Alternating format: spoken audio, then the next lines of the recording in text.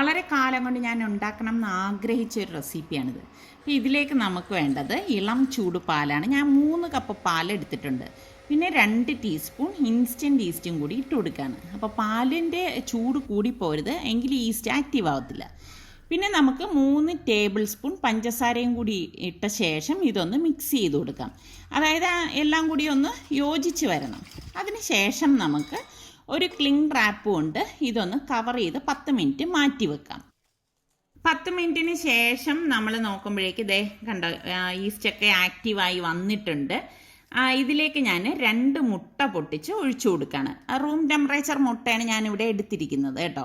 പിന്നെ നമുക്ക് പാകത്തിനുള്ള ഉപ്പും, വീണ്ടും ഞാനിതിലേക്ക് 2 ടേബിൾ സ്പൂണോളം പഞ്ചസാര ചേർത്ത് കൊടുക്കുന്നുണ്ട്. എന്നിട്ട് നന്നായിട്ടൊന്ന് മിക്സ് ചെയ്ത് കൊടുക്കാം. ഇതുപോലെ ഒരു ഹാൻഡ് മിക്സർ കൊണ്ട് മിക്സ് ചെയ്ത് കൊടുത്താൽ മതി. എന്നിട്ട് നമുക്കിനി ഇത് മാറ്റി വെക്കാം. ഇനി ഞാൻ വിസ്താരമുള്ള ഒരു പാത്രം എടുത്തിട്ടുണ്ട്. ഇതിലേക്ക് ഞാൻ 1 കിലോ മൈദയാണ് ഇട്ട് കൊടുക്കുന്നത്. 1 കിലോ എന്ന് പറയുമ്പോൾ 250 ml കപ്പിലാണെങ്കിൽ ഒരു 4 കപ്പോളം വരും കേട്ടോ. എന്നിട്ട് നമ്മൾ ഈ കലക്കി വെച്ചിരിക്കുന്ന പാലിൻ്റെ മിക്സ് ഫുള്ളായിട്ട് ഇതിലേക്ക് ഒഴിച്ചിട്ട് നന്നായിട്ടൊന്ന് കുഴച്ച് കൊടുക്കാം. അപ്പോൾ ആദ്യമൊക്കെ നമുക്ക് കുഴച്ചെടുക്കാൻ ബുദ്ധിമുട്ടായിരിക്കും, ഒരു സ്റ്റിക്കി പരുവായിരിക്കും. കുഴച്ച് വരുമ്പോഴേക്ക് അത് ശരിയായിക്കോളും കേട്ടോ. അപ്പം ഇതാണ് ഇതിൻ്റെ ഒരു പരുവം എന്ന് പറഞ്ഞാൽ. അപ്പം നമ്മൾ അത് ടേബിൾ കൗണ്ടറിലേക്ക് ഇട്ടിട്ട് ഈ പൊറോട്ടയ്ക്കൊക്കെ കുഴക്കത്തില്ലേ, അതേപോലെ നല്ലതുപോലെ ഒന്ന് കുഴച്ചെടുക്കണം. നല്ല ശക്തിയായിട്ട് ഒരു 8-10 മിനിറ്റെങ്കിലും കുഴക്കണം.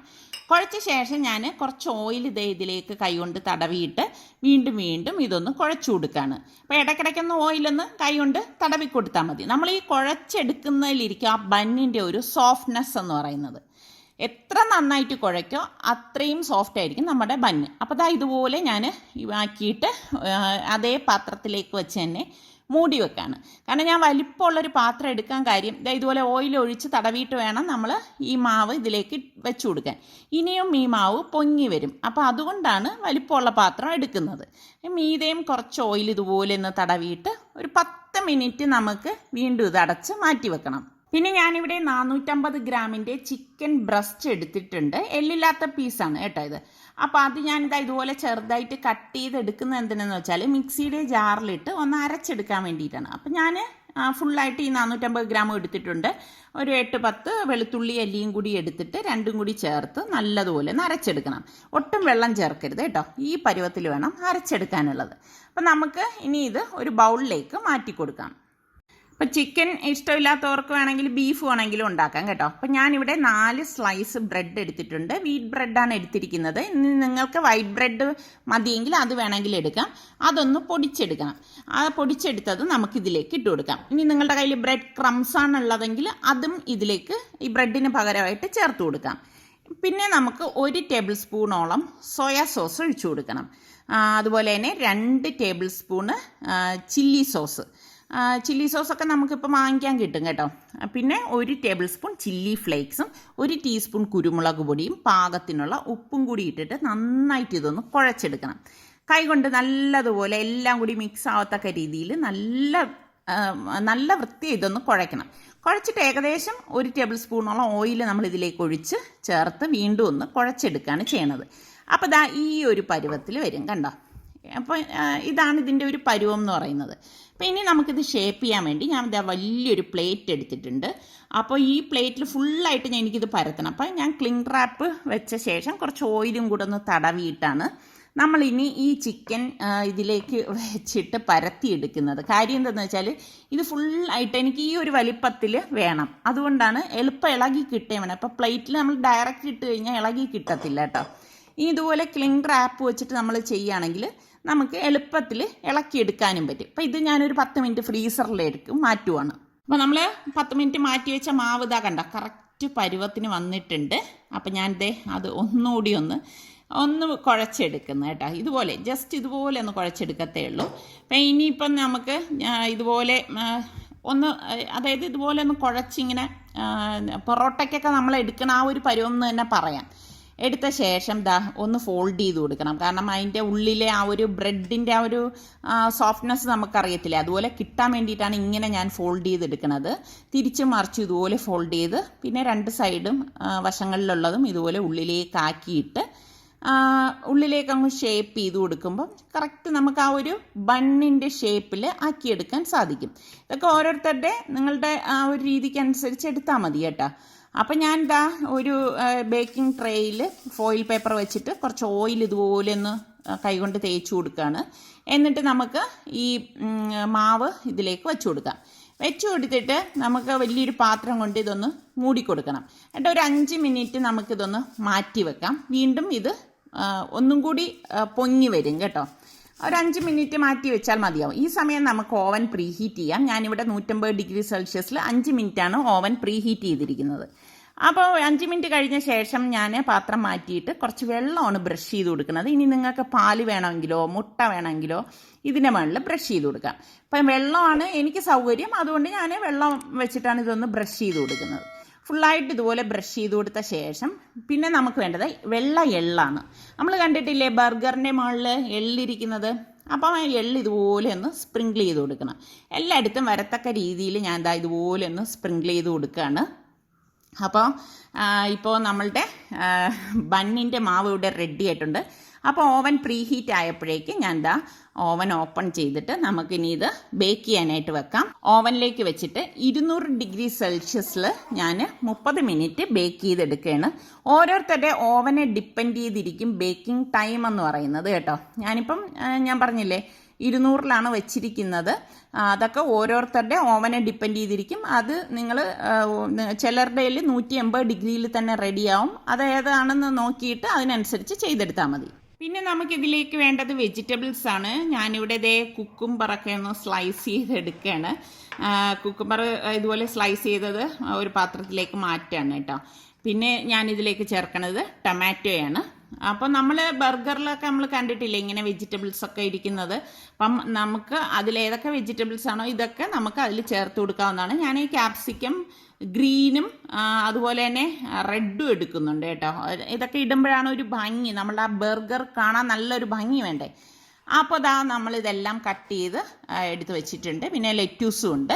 അപ്പം ഞാൻ ഫ്രഞ്ച് ഫ്രൈസിന് വേണ്ടിയിട്ട് ഓയിൽ ഒന്ന് ചൂടാക്കാൻ വെച്ചു. അപ്പോൾ ആ സമയത്ത് ഞാൻ നോക്കുമ്പോഴേക്കും നമ്മളുടെ ബണ്ണ് ഇവിടെ റെഡി ആയിട്ടുണ്ട്. അലാം കേട്ടായിരുന്നു. അപ്പോൾ കറക്റ്റ് ടൈമാണ് എനിക്കിപ്പോൾ ഇത് ബേക്ക് ആവാനായിട്ട് വന്നത്. ഇതിപ്പോൾ ഇങ്ങനെ കാണുന്നെങ്കിലും സംഭവം ഭയങ്കര വലിപ്പമുള്ളതാണ് കേട്ടോ. ക്യാമറയിൽ ഇത്രേ കാണുന്നുള്ളൂ. അപ്പം ഞാൻ നമ്മളുടെ പാറ്റീസ് ശരിയാക്കാൻ വേണ്ടിയിട്ട് ഇതാ പാനിലേക്ക് കുറച്ച് ഓയിൽ ഇതുപോലെ ഒന്ന് ബ്രഷ് ചെയ്ത് കൊടുക്കുകയാണ്. ബ്രഷ് ചെയ്ത് കൊടുത്തിട്ട് ഇതാ നമ്മളുടെ ചിക്കൻ ഫ്രീസറിൽ നിന്ന് എടുത്തിട്ട് വേവിക്കാനായിട്ട് വെച്ചിട്ടുണ്ട്. എന്നിട്ട് നമ്മൾ ഫ്രഞ്ച് ഫ്രൈസ് ഒന്ന് ഫ്രൈ ചെയ്തെടുക്കണം. കഴിഞ്ഞ പ്രാവശ്യം ഞാൻ പോയപ്പോഴേക്ക് ഞാൻ പറഞ്ഞില്ലേ ഞാൻ വലിയ പാക്കറ്റ് ഫ്രഞ്ച് ഫ്രൈസാണ് എടുക്കുന്നത്. ഇതുപോലെയുള്ള റെസിപ്പികളൊക്കെ മനസ്സിൽ കണ്ടുകൊണ്ടാണ് ഞാൻ അങ്ങനെ എടുക്കുന്നത്. അപ്പം ചിക്കൻ്റെ മുകളിൽ നമ്മൾ ഇതുപോലെ ഓയിലൊന്ന് ബ്രഷ് ചെയ്ത് കൊടുക്കുകയാണ്. ഒരുപാട് ഓയിലൊന്നും അല്ല ഞാനിത് റെഡിയാക്കി എടുക്കുന്നത്. സ്ലോ ഫ്ലെയിമിൽ ഇട്ടിട്ടാണ് നമ്മളത് ഫ്രൈ ചെയ്തെടുക്കുന്നത്. അപ്പോൾ ഫ്രഞ്ച് ഫ്രൈസിന് ഒരു കളർ കിട്ടാൻ വേണ്ടിയിട്ട് ഞാനിവിടെ മഞ്ഞൾപ്പൊടിയും പാകത്തിനുള്ള ഉപ്പും കൂടി ഇട്ടിട്ടുണ്ട്. അപ്പോൾ നമ്മുടെ പാറ്റീസ് നമുക്ക് ഇളകി കിട്ടാൻ വേണ്ടിയിട്ട് ഇടയ്ക്ക് എല്ലാ വശങ്ങളിലേക്കും ഇതുപോലെ ഒന്ന് വിട്ടു കൊടുക്കണം കേട്ടോ. കാരണം അല്ലെങ്കിൽ അത് അടിക്ക് ചിലപ്പോൾ ഒട്ടിപ്പിടിക്കാൻ സാധ്യതയുണ്ട്. അപ്പോൾ നമ്മളുടെ ഫ്രഞ്ച് ഫ്രൈസ് നല്ല ഒരു യെല്ലോ കളറിൽ കിട്ടിയിട്ടുണ്ട്. അപ്പോൾ ഈ ഒരു കളർ കിട്ടാൻ വേണ്ടിയിട്ടാണ് ഞാൻ മഞ്ഞൾപ്പൊടി ഇതിലേക്ക് ഇട്ട് കൊടുത്തത്. അപ്പോൾ ഫ്രൈ ആയതിനെ ഞാനിത് ഒരു പ്ലേറ്റിലേക്ക് മാറ്റുകയാണ്. അപ്പോൾ ബാക്കിയിരിക്കുന്ന ഫ്രഞ്ച് ഫ്രൈസും നമുക്കിതുപോലെ തന്നെ ഫ്രൈ ചെയ്തെടുക്കാം. ഈ സമയം തന്നെ നമ്മുടെ ചിക്കൻ ഒരു സൈഡ് റെഡി ആയപ്പോൾ ഞാൻ മറിച്ചിട്ട് കൊടുക്കുകയാണ്. അപ്പോൾ തിരിച്ചും മറിച്ചും ഒരു 2-3 പ്രാവശ്യം ഇട്ടിട്ട് നല്ല വെന്തെന്ന് ഉറപ്പ് വന്ന ശേഷമേ ഞാൻ ഈ പാനിൽ നിന്ന് മാറ്റത്തുള്ളൂ കേട്ടോ. അപ്പോൾ നമ്മുടെ സുൽത്താനാണ് എനിക്ക് ഈ ബണ്ണ് കട്ട് ചെയ്യാനായിട്ട് ഹെൽപ്പ് ചെയ്ത് തരണത്. എനിക്ക് സത്യം പറയാം ഇങ്ങനെ കട്ട് ചെയ്യാൻ ഭയങ്കര പേടിയാണ് കേട്ടോ. നമ്മുടെ പിച്ചാത്തിക്കാണെങ്കിൽ വലിയ നീളവും ഇല്ല. അതായത് നോക്കിക്കേ, വലിയ നമ്മൾ ഈ കേക്കൊക്കെ കട്ട് ചെയ്യുന്നത് പോലത്തെ ആണെങ്കിൽ നമുക്ക് ഈസി ആയിട്ട് കട്ട് ചെയ്തെടുക്കാനും സാധിക്കും. പക്ഷേ ഇതിപ്പോൾ അത്ര വലിപ്പമുള്ള കത്തിയല്ല, എന്നാൽ അത്യാവശ്യം വലിപ്പമുള്ളതുമാണ്. ഇത് ബണ്ണ് വലുതല്ലേ, അപ്പോൾ അത് കട്ട് ചെയ്യാൻ കുറച്ച് പ്രയാസം തന്നെയാണ്. അപ്പോൾ നമ്മുടെ ബണ്ണ് ഞാൻ കട്ട് ചെയ്തെടുത്തു. അപ്പോൾ നമ്മുടെ പാറ്റീസ് വീണ്ടും ഞാനൊന്ന് തിരിച്ചിട്ട് കൊടുക്കുകയാണ്. ഇതുപോലെ നമ്മൾ സ്ലോ ഫ്ലെയിമിൽ വെച്ചാണ് വേവിച്ചെടുക്കുന്നത്. അപ്പം ഞാൻ മയണൈസും കെച്ചപ്പും കൂടി ഒരു ബൗളിലേക്ക് ഇട്ടിട്ട് മിക്സ് ചെയ്തെടുക്കുകയാണ് കേട്ടോ.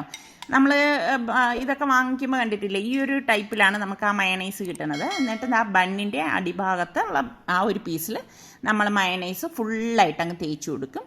എന്നിട്ട് ഇതാ ലെറ്റ്യൂസ് ഞാനിവിടെ ഒരു 5-6 ലീഫ് ഇതുപോലെ ഒന്ന് വെച്ച് കൊടുക്കും.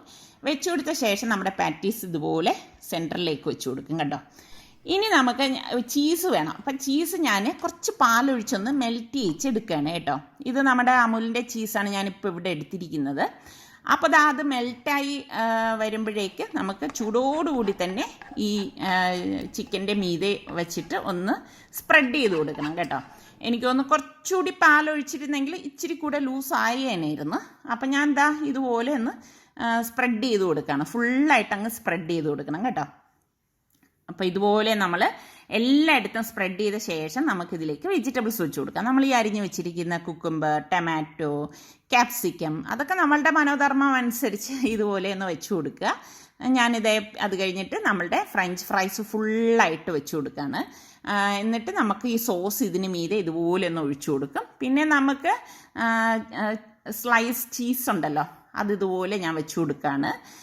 വീണ്ടും ഞാൻ ലെറ്റൂസ് ഇതുപോലെ ഒന്ന് അറേഞ്ച് ചെയ്ത ശേഷം ബന്നിൻ്റെ മീതെയുള്ള പീസ് ഇതുപോലെ വെച്ച് കൊടുക്കും. അപ്പോൾ നമ്മൾ വെയിറ്റ് ഒന്ന് കറക്റ്റ് ചെയ്ത് വെച്ചിരിക്കുകയാണ് കേട്ടോ. അപ്പോൾ നമ്മളുടെ ബർഗർ, അതായത് ജയൻ ബർഗർ ഇവിടെ റെഡി ആയിട്ടുണ്ട്.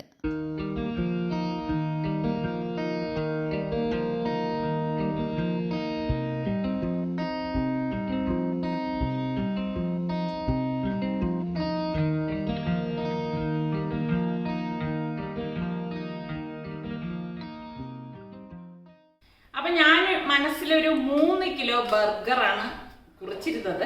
അപ്പം തൂക്കം നോക്കിയപ്പോഴേക്ക് 3 100 കുഴപ്പമില്ല അല്ലേ, 100 ഗ്രാമല്ലേ കൂടുതലുള്ളൂ. അപ്പം നമ്മളുടെ ഈ ജയൻ ബർഗർ നിങ്ങൾക്ക് എല്ലാവർക്കും ഇഷ്ടമായെന്ന് വിശ്വസിക്കുന്നു. കുറേ നാളത്തെ എൻ്റെ ഒരു ആഗ്രഹമായിരുന്നു ഇത്രയും വലിയൊരു ബർഗർ തയ്യാറാക്കണം.